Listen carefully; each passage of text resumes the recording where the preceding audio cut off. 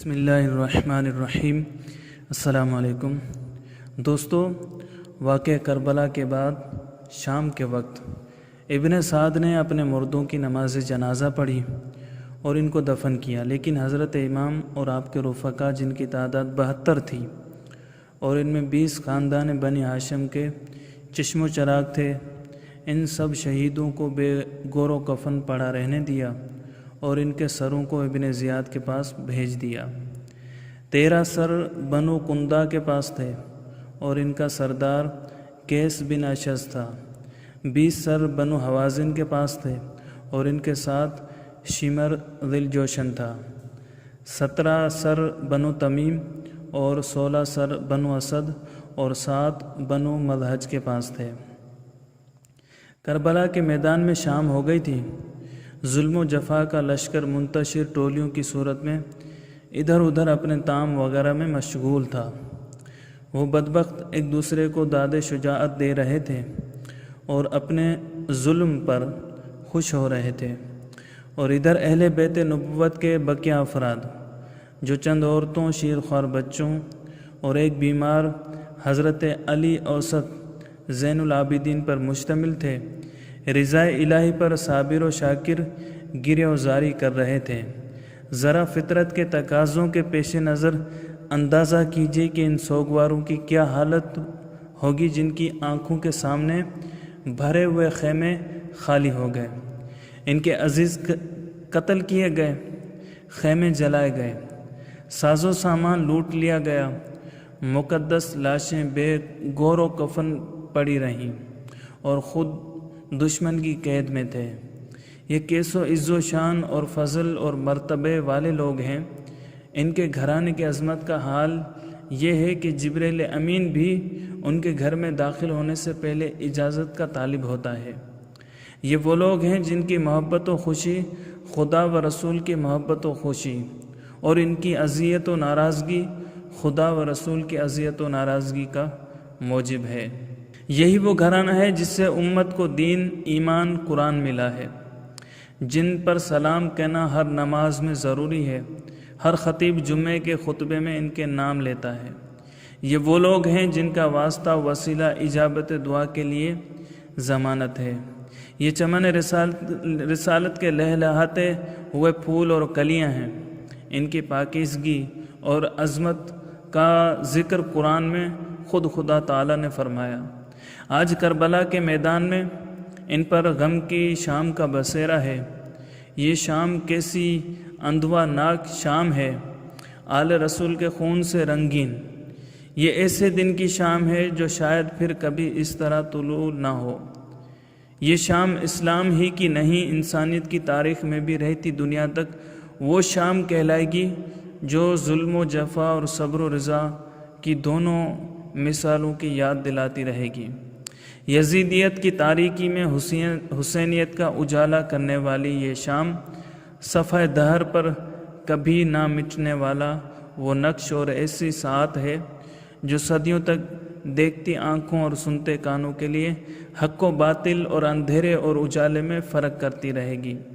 یہ شام ایک طرف انسان نما درندوں کی خباثت و ذلت اور شیطانیت کی پہچان کرواتی ہے جو جور و جفا اور ظلم و ستم کی بدترین سیاہیوں سے اشرف المخلوقات انسان کو شرمندہ کرتی ہے، اور دوسری طرف یہ شام خانوادہ رسول کی مظلومیت کے ساتھ ان کی عظمت و مرتبت، ان کے عفو و عطا، جود و سخا، ایثار و وفا، صبر و رضا، عزم و استقلال، استقامت جیسے معطر، مطہر اور منور محاسن سے انسان کو ہمیشہ سر بلند کرتی رہے گی، کیونکہ نام حسین عظمتوں، رفعتوں، رحمتوں، برکتوں کا امین ہے، اور کربلا کی دھندلاتی شام میں یہی نام حسین جگمگا رہا ہے اور قیامت تک جگمگاتا رہے گا۔ شام کربلا آل رسول کی حقانیت، ایمان، اسلام، حق و صداقت، جرأت و شجاعت، عزت و مرتبت، عزیمت و استقامت، امن و حریت، سیادت و سعادت کا باقی رہنے والا عنوان ہے۔ رات ہو گئی، یہ رات ان غمزدہ مظلوم پسماندگان امام کے لیے قیامت کی رات تھی۔ رات کا دوسرا پہر شروع ہوا، یزید کے لشکری اونگنے لگے۔ اسیران کربلا کی قافلہ سالار سیدہ زینب اپنے عزیزوں کی مقدس لاشوں کے پاس آئیں اور انتہائی درد مندانہ انداز میں اپنے جذبات اور اپنی بے بسی کا اظہار کیا۔ جب اپنے ماں جائے پیارے بھائی حضرت امام حسین کی کٹی پھٹی اور کچلی ہوئی مقدس لاش کے پاس آئیں تو خود پر قابو نہ رکھ سکیں۔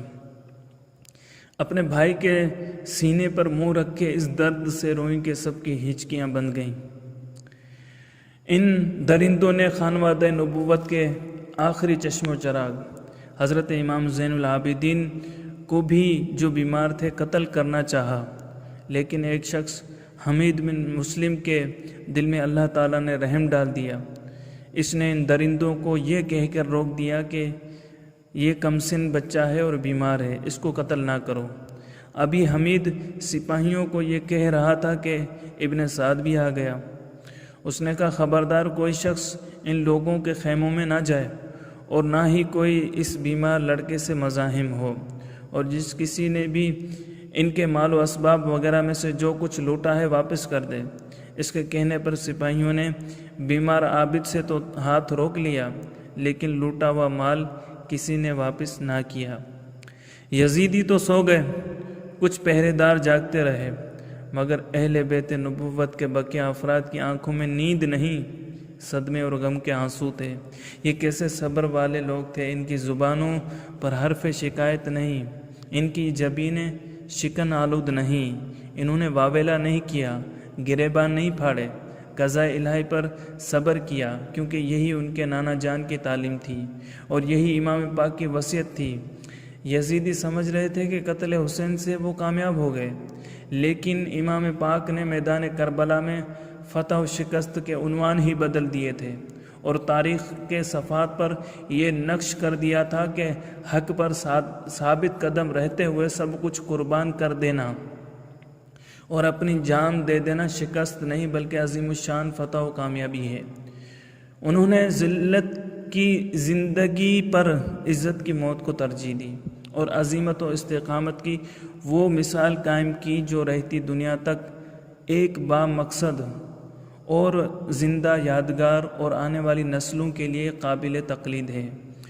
انہوں نے اپنے مقدس خون سے گلشن اسلام کی آبیاری کی، اسلام کی حق و صداقت کی گواہی دی اور دین کو اس کی اصل پر باقی رکھا۔ ہر امتحان میں پورے اترے، خود تو نہ رہے مگر اپنی وہ یادیں چھوڑ گئے جو تابندہ و پائندہ رہیں گی۔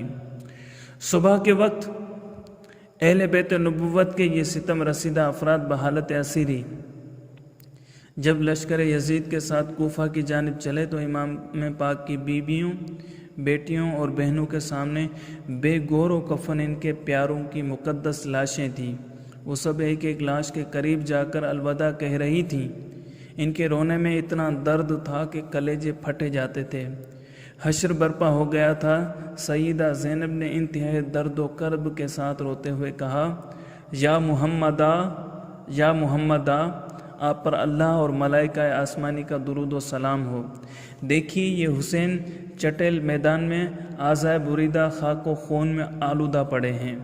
یا محمدہ، آپ کی لڑکیاں قید میں ہیں، آپ کی اولاد مقتول پڑی ہوئی ہے، ہوا ان پر خاک اڑا رہی ہے۔ یہ دل سوز فریاد سن کر دوست و دشمن سب رو دیے۔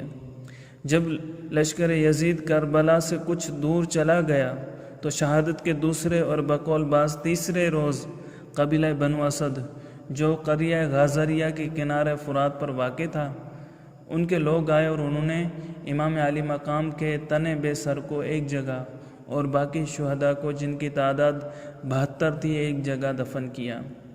اہل بیت نبوت کے لوٹے ہوئے قافلے کے بقیہ افراد 11 محرم کو کوفہ پہنچے، جبکہ شہداء کے سر ان سے پہلے پہنچ چکے تھے۔ امام علی مقام کا سر انور خولی بن یزید کے پاس تھا۔ یہ رات کے وقت کوفہ پہنچا، قصر عمارت کا دروازہ بند ہو چکا تھا۔ یہ سر کو لے کر اپنے گھر آ گیا۔ ظالم نے سر انور کو فرش پر ایک بڑے برتن کے نیچے ڈھانک کر رکھ دیا اور اپنی بیوی نوار کے پاس جا کر کہا میں تمہارے لیے زمانے بھر کی دولت لایا ہوں، وہ دیکھ حسین بن علی کا سر تیرے گھر میں پڑا ہے۔ اس نے کہا تجھ پر خدا کی مار، لوگ تو سونا چاندی لائیں اور تو فرزند رسول کا سر لایا ہے، خدا کی قسم اب میں تیرے ساتھ کبھی نہ رہوں گی۔ نوار یہ کہہ کر اپنے بچھونے سے اٹھی اور جہاں سر انور رکھا تھا وہاں آ کر بیٹھ گئی۔ وہ کہتی ہے خدا کی قسم میں نے دیکھا کہ ایک نور برابر آسمان سے اس برتن تک مثل ستون چمک رہا تھا، اور میں نے دیکھا کہ سفید سفید پرندے اس کے ارد گرد منڈلا رہے تھے۔ جب صبح ہوئی تو وہ سر کو ابن زیاد کے پاس لے گیا۔ الغرض ابن زیاد بدنہاد کا دربار لگا اور لوگوں کے لیے اذن عام ہوا۔ بھرے دربار میں اس کے سامنے امام عالی مقام کا سر انور ایک تشت میں رکھ کر پیش کیا گیا۔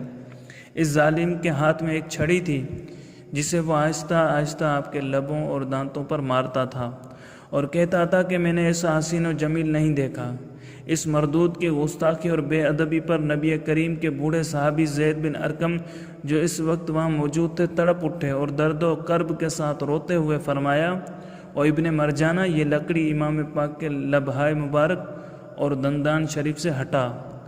اس خدا کی قسم جس کے سوا کوئی معبود نہیں، بے شک میں نے اپنی آنکھوں سے دیکھا کہ رسول اللہ صلی اللہ علیہ وسلم انہی لبوں اور دانتوں کو چوما کرتے تھے۔ یہ کہہ کر زاروں کی طرح رونے لگے۔ ابن زیاد نے کہا خدا تجھے بہت رلائے، اگر تو بوڑھا نہ ہوتا اور تیری عقل زائل نہ ہو گئی ہوتی تو میں ضرور تیری گردن تیرے سر سے جدا کر دیتا۔ حضرت زید نے فرمایا میں اس سے بھی زیادہ تجھے غصہ دلانے والی بات سناتا ہوں، سن۔ میں نے رسول اللہ صلی اللہ علیہ وسلم کو دیکھا کہ آپ کے دائیں زانوں پر حسن اور بائیں زانوں پر حسین تھے۔ آپ ان دونوں کے سروں پر ہاتھ پھیرتے تھے اور فرماتے تھے اے اللہ میں ان دونوں کو تیرے مومنین صالحین کے پاس بطور امانت سپرد کرتا ہوں، تو اے بدنہاد تو نے امانت رسول خدا کے ساتھ کیسا سلوک کیا ہے؟ پھر آپ نے لوگوں کی طرف متوجہ ہو کر فرمایا اے کوفیو، خدا تم سے کبھی خوش نہ ہو، تم نے فرزند رسول اللہ کو قتل کیا اور ابن مرجانہ کو اپنے اوپر مسلط کیا، اب یہ تمہارے اچھوں کو مارے گا اور تمہارے بروں کو چھوڑے گا۔ یہ کہہ کر حضرت زید روتے ہوئے باہر نکل گئے۔ حضرت انس بن مالک فرماتے ہیں کہ حضرت حسین کا سر انور ایک تشت میں رکھ کر ابن زیاد کے سامنے لایا گیا تو اس وقت میں اس کے پاس تھا، تو اس نے آپ کے حسن و جمال میں کچھ کہا۔ اس کے ہاتھ میں ایک چھڑی تھی جس کو وہ آپ کی ناک پر مارتا، تو حضرت انس نے فرمایا کہ حسین بہت زیادہ مشابہ تھے رسول اللہ صلی اللہ علیہ وسلم کے ساتھ، اور آپ نے وسمہ کا خضاب کیا ہوا تھا۔ روایت ہے کہ جس وقت امام علی مقام کا سر انور ابن زیاد بدنہاد کے سامنے رکھا گیا تو قاتل نے بڑے فخر کے ساتھ کہا میرے اونٹوں کو سونے اور چاندی سے بھر دو، کیونکہ میں نے ایک نامور بلند مرتبے سردار کو قتل کیا ہے۔ میں نے اس کو قتل کیا ہے جو بلحاظ مادر و پدر اور حسب و نسب سب لوگوں سے بہتر تھا۔ ابن زیاد یہ سن کر غضبناک ہوا اور کہنے لگا اگر تیرے نزدیک وہ ایسے ہی فضائل والے تھے تو پھر تو نے ان کو قتل کیوں کیا؟ خدا کی قسم تیرے لیے اس کا بہترین صلہ میری طرف سے یہی ہے کہ تجھے بھی انہی کے پاس پہنچا دوں۔ پھر اس کی بھی گردن مار دی گئی۔ دوستو اگر آپ کو ہماری یہ ویڈیو پسند آئی ہے تو لائک کیجئے، کمنٹ کیجئے، اپنے دوستوں کے ساتھ شیئر کیجئے، اور آپ نے ابھی تک ہمارے چینل کو سبسکرائب نہیں کیا تو چینل کو سبسکرائب کر لیجئے تاکہ ہماری ہر نئی آنے والی ویڈیو آپ تک بآسانی پہنچ